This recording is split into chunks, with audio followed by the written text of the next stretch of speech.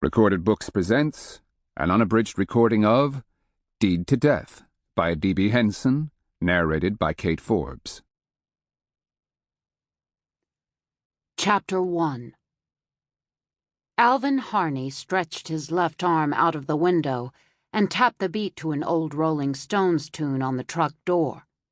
He bobbed his head as he sang the song off-key. There was no working radio in the truck, just a melody in his head and the crisp morning breeze in his face. Except during a thunderstorm or hard downpour, he always drove with his window open. Even in winter, when frost coated the Tennessee hills and most people cranked their heat up as high as it would go, Alvin kept the driver's side window of his white Ford pickup rolled down. The cold never seemed to bother his 50-year-old bones. It made him feel alive. This morning the air felt even fresher than normal. A heavy spring rain had fallen during the night, a cleansing deluge that had hammered the gray dust from the surface of the gravel and forged deep puddles across the road leading to the construction site. The pickup rocked as Alvin splashed through the pools, the spray coating his arm with a fine brown mist. At the end of the road loomed a massive skeleton of steel and concrete, which, under his guidance as lead superintendent, would soon be transformed into the largest and most luxurious hotel in the posh Nashville suburb of Blanton Hills. Alvin was usually the first to arrive at the site. It gave him the opportunity to review the progress from the previous day and then make adjustments to ensure the project remained on schedule. Not the bigwig's schedule, dreamed up in a boardroom somewhere, his own schedule, honed into shape from years of hard work and experience. He took pride in bringing projects in well ahead of the expected completion date, an ability that had garnered him a sterling reputation in addition to fat bonus checks.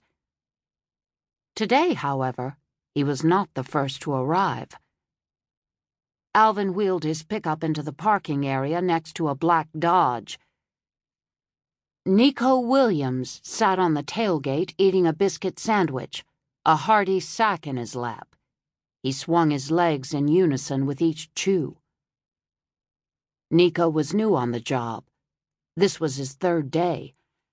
At first glance, he was not what you would expect a construction worker to look like.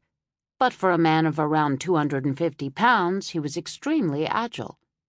Agile and quiet.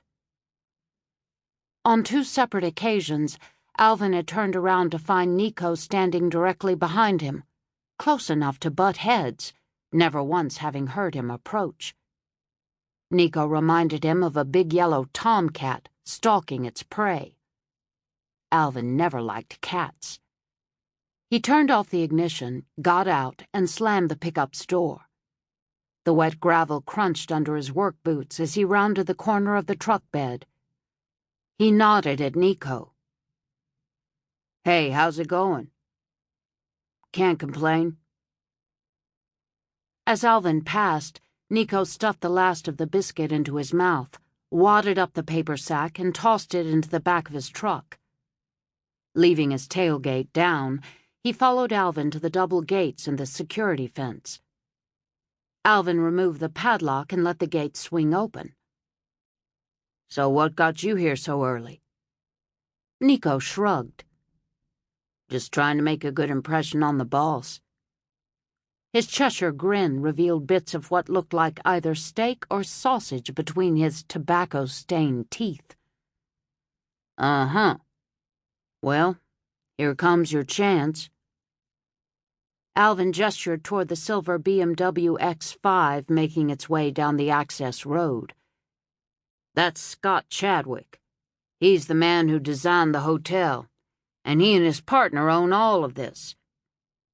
Alvin waved at the SUV as it crawled through the gates, but the hard hat-clad Chadwick stared straight ahead, a cell phone glued to his ear. "Seems like a real nice guy." A smirk had replaced Nico's grin, and Alvin wasn't sure which irritated him more. He turned and watched. Sample complete. Ready to continue?